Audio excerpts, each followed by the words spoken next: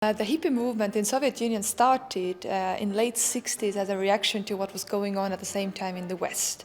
The youth wanted to listen to the music that they heard, the Iron Curtain in the form of radio waves, and they wanted to be part of the global pop culture. So they kind of craved their own world and this own hippiedom. And by late 70s, it was already a subculture in its own right. It was not anymore just a bare mimicking of Western hippie movement. So the hippie movement in Soviet Union really lasted throughout generations, basically until the collapse of the Soviet Union. This kind of network of the free spirit who were inspired by the rock and roll music and the key principles, peace, love, freedom, they started to find each other. And then this network became known as something they called Sistema, the system.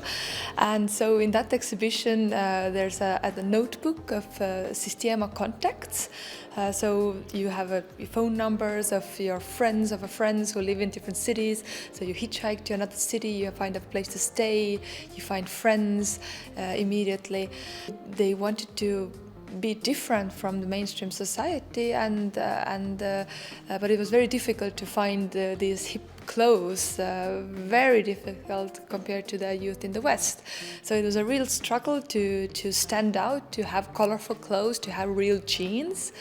And so the jeans, they were from the black market, but then during the travels, the girls as well as the boys were making them more interesting, more hippish, and also the same with the jacket. This jacket was worn throughout the years in different travels across the cities in Soviet Union by a person called Poja, who is still a hippie until now. The life of a hippie in Soviet Union was not easy because the Soviet system was very keen to keep the people in certain patterns, the way you're supposed to dress and the way you're supposed to think.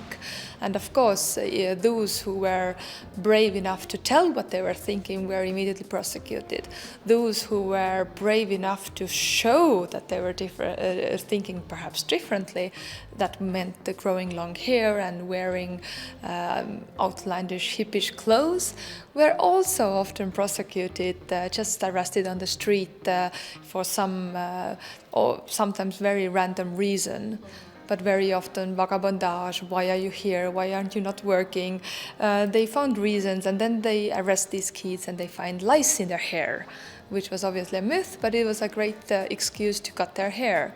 And very often it was done with a lot of mocking and this kind of verbal abuse, and sometimes also physical abuse to girls and so on.